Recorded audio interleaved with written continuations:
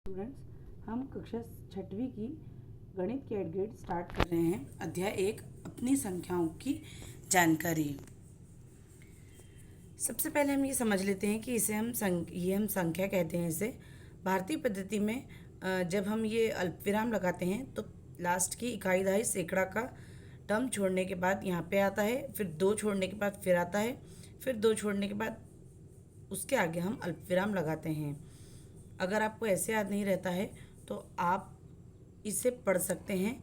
जैसे संख्यान की अंतर्राष्ट्रीय पद्धति में इकाई दहाई सैकड़ा हजार और आगे मिलियन का प्रयोग किया जाता है ना, और छोटे छोटे समूह में बांट दिया जाता है। तो देखिए यहाँ पर हम उसी चीज़ को करेंगे, लेकिन इसमें जब हम अंतर्राष्ट्रीय पद्धति पढ़ते हैं तो 3-3 अंकों को छोड़ने के 3-3 अंकों के पहले जो है ये अल्पविराम को लगाया जाता है, उसी अनुसार पढ़ा जाता है। तो अगर हम भारतीय पद्धति की बात करें तो इसे 5,92,01,085 पढ़ा जाएगा, जबकि हम अंतर्राष्ट्रीय पद्धति में इसे मिलियन मान लेते हैं तो 59,201,085 माना जाएगा। इसके आगे की भी हम हल करने की कोशिश करते हैं। ये देखिए, तो अब अगर ये बीच वाला भारतीय पद्धति है तो इसकी बात करूँ तो मैंने बताया था 3 अंकों के पहले हम यहाँ पे अल्पविराम लगाएंगे, फिर 2 के आगे, फिर 2 के आगे, है ना, ऐसे चलता जाएगा।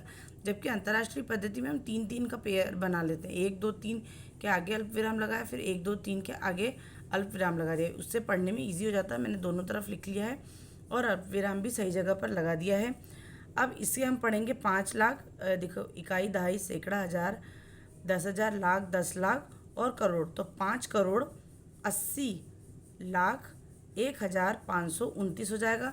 जबकि यहाँ पे हम पढ़ेंगे इसको मिला के 59 मिलियन, है ना, तो 10 लाख का 1 मिलियन माना जाता है वैसे।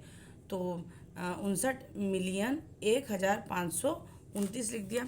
ऐसे ही इसको पढ़ लेंगे हम तो 7,61,25,769 और ये हो जाएगा 76,125,769 हो जाएगा। इसके बाद है संख्याओं के प्रत्येक समूह में सबसे बड़ी संख्या चार्ट कर लिखिए। तो बहुत ज़्यादा आसान है बच्चों।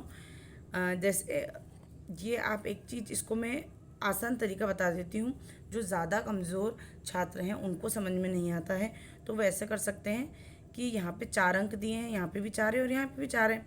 तीनों में पहला अंक 7-7-7 दे रखा है, दूसरा वाला यहाँ पे 7 है, यहाँ 0 और यहाँ 0। तो इन 0 से 707 तो बड़ा ही होगा ना, तो ये वाली ऑटोमेटिकली कैसे हो जाएगी, बड़ी हो जाएगी। ऐसे इन दोनों में, और इसमें आप छांट कर लिख लीजिएगा। इसमें 2,480 हो जाएगा और यहाँ पे 9,531। चलिए, इसके बाद आपको चिन्ह लगाना है और आरोही क्रम में जमाना है। आरोही का मतलब होता है जैसे आप अपने प्रार्थना के लिए खड़े होते हैं ना, छोटे से बड़े के रूप में, बिल्कुल उसी तरीके से आपको आरोही क्रम में जमाना है। यानी सबसे पहले छोटी संख्या आएगी, फिर उससे बड़ी और फिर सबसे बड़ी। जिस भी बच्चे को ये चिन्ह लगाने में समझ में नहीं आता कि कैसे ये चिन्ह लगाया जाए, तो आप खुद सोचिए। अगर आपके सामने कोई बहुत बड़ा शक्तिशाली लंबा चौड़ा व्यक्ति आके खड़ा हो जाएगा तो आपका मुंह फट जाएगा कि नहीं फटेगा। तो इसी तरीके से जब आपका मुंह खुल जाएगा तो वो खुला वाला मुंह जो है, यानी कि सामने वाला व्यक्ति कैसा होगा, बड़ा होगा। ऐसे ही इन दोनों में कौन बड़ा होगा, अब आप इजीली बता सकते हैं। जिसकी तरफ ये मुंह खुला होगा वो, यानी कि संख्या इन दोनों में बड़ी हो जाएगी। अब देखिए, यहाँ पे हमको छांट के लिखना था तो मैंने इस तरीके से लिखा है, आप भी लिख लीजिएगा। अब हम इसके जो मेन क्वेश्चंस हैं उसको हल करने से पहले एक बार प्रसारित रूप और देख लेते हैं। प्रसारित रूप का मतलब होता है, 2 तरीके से होता है ये। एक तो गुणा के साथ भी होता है और अगर हम चाहें तो डायरेक्ट गुणा यहाँ पे भी लगा सकते हैं। तो इसका हो जाएगा 5,790 और 1। ऐसे इसका हो जाएगा 7,000,000,50 और 0, फिर 3,000,000, फिर 0 और 3। ठीक है, अब हम अध्याय 1 के सारे प्रश्नोत्तरों को देख लेते हैं। प्रश्नों को पढ़कर दिए गए विकल्पों को सही उत्तर लिखिए और दिए गए सामने वाले घेरों में क्या करना है, भरना भी है। आप सबको पता होगा 1 किलोमीटर में 1,000 मीटर होते हैं, तो मैंने यहाँ ए वाला सही कर दिया है। संख्या ये कितनी लिखी है, 30,000 ठीक है, 30,000 हो गया। शून्य से किसी भी संख्या गुणा करेंगे तो कोई मायने नहीं रखता। 30,807 हमें बताना है कहाँ तो ये बी वाले में लिखा है 30,807, तो ये सही उत्तर हो जाएगा। 1 बिलियन किसके बराबर होता है? तो 1,000 मिलियन के बराबर होता है 1 बिलियन।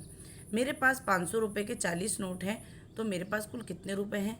सीधी सी बात है, 500 का गुणा हम काय में कर देंगे? 40 में कर देंगे। तो देखो 5 कितना होता है? 20 और 3 जीरो, और तो 20 के बाद 3 जीरो लगा दिए तो कितने हो जाएंगे? 20,000 रुपये। 30,000 10 किलोमीटर को अंकों में कैसे लिखेंगे? तो 30,000 10 किलोमीटर, ये लिखा, सी वाला सही हो जाएगा। दिए गए प्रश्नों को हल कीजिए। संख्या 6078 को शब्दों में लिखिए, तो लिख दिया हमने शब्दों में। प्रसारित रूप लिख दिए तो 6000 आ जाएगा, फिर 0 से गुणा कर देंगे, फिर 70 और 8, ये मैंने इसका प्रसारित रूप भी लिख लिया है। अंकों 9, 0, 1, 16 को 4 अंकों की सबसे बड़ी व सबसे छोटी संख्या बताइए। सबसे बड़ी संख्या में इनको हम अवरोही क्रम में लिख देंगे, यानी कि बड़े से छोटा तो 9610, और सबसे छोटी संख्या में हम 1059। वैसे 0 आगे आ सकता था पर वो 3 अंकों की हो जाएगी, इसलिए हमने 1 को आगे लिख दिया है ना। 1069 सही हो जाएगा। इनमें कुछ ऐसा समझाने जैसा नहीं है बच्चों, बहुत आसान क्वेश्चन है। संख्या ये जो दे रखी है इनको अवरोही क्रम में जमाना है, यानी कि बड़े से छोटे की ओर जाना है। सबसे बड़ी संख्या, उससे छोटी, उससे छोटी, उससे छोटी और सबसे छोटी। अब ये वाला प्रश्न देखिए, एक चुनाव, ये आपकी पाठ्य पुस्तक के प्रश्नावली 1.2 का आई थिंक सेकंड या थर्ड क्वेश्चन भी सेम ऐसा ही है।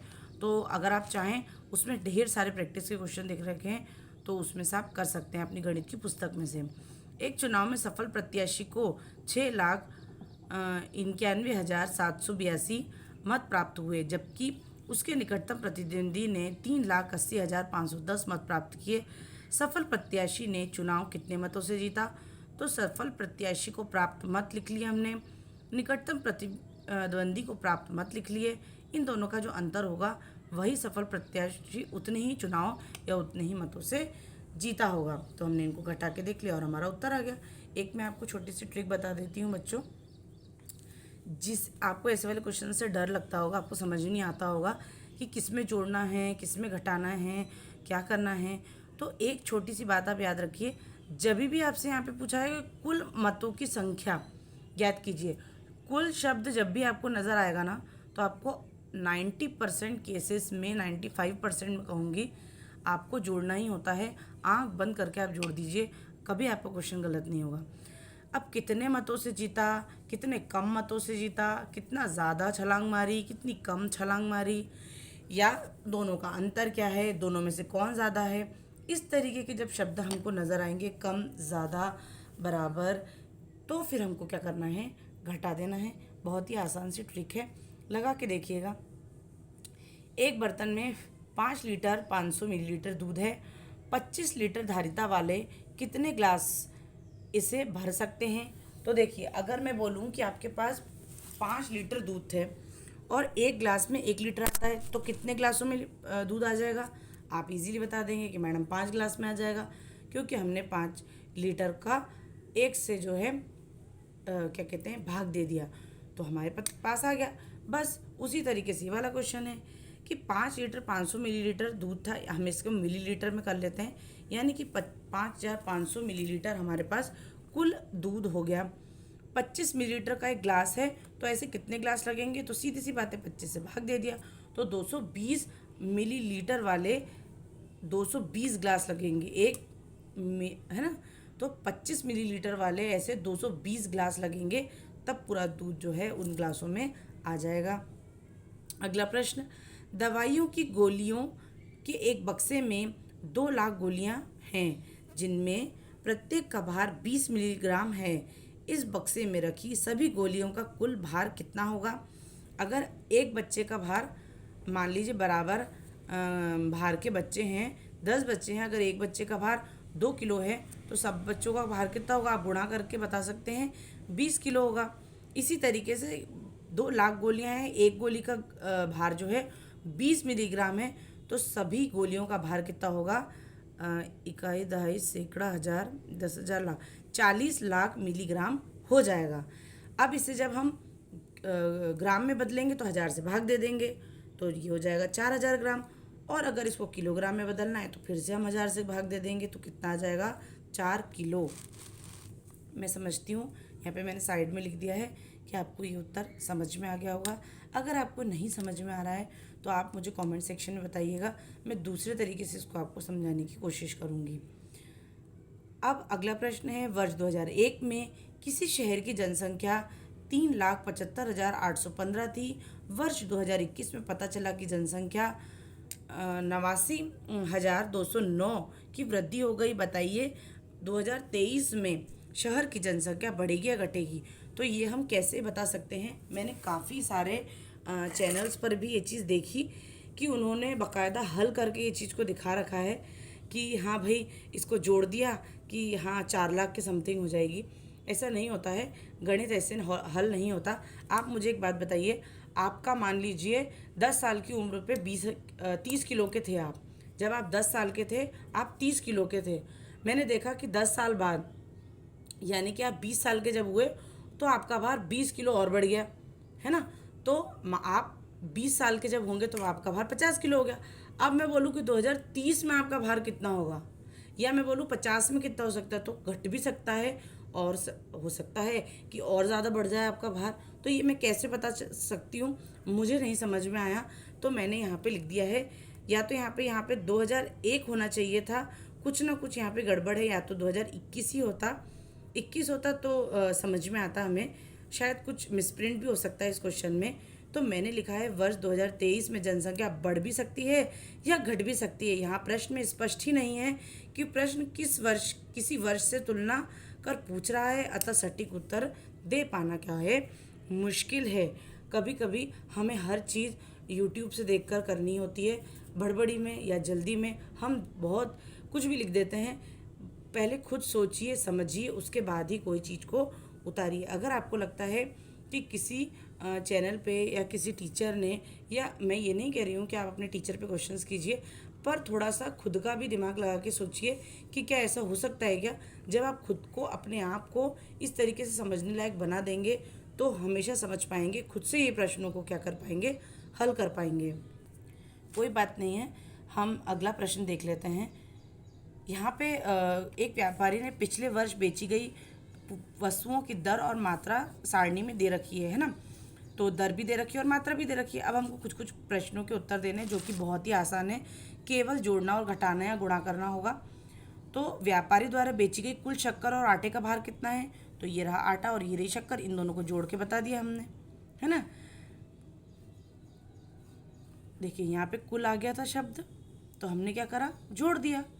अगले प्रश्न में बताइए, अधिक शब्द आ रहा है तो हम क्या करेंगे, सिंपल सी बात है, घटा देंगे। पिछले वर्ष पेंसिल से कितनी अधिक अभ्यास पुस्तक बेची गई? तो पेंसिल और अभ्यास पुस्तक की बात चल रही है, तो इन दोनों को क्या कर देंगे, हम घटा के बता देंगे। साबुन की टिकिया का मूल्य क्या होगा?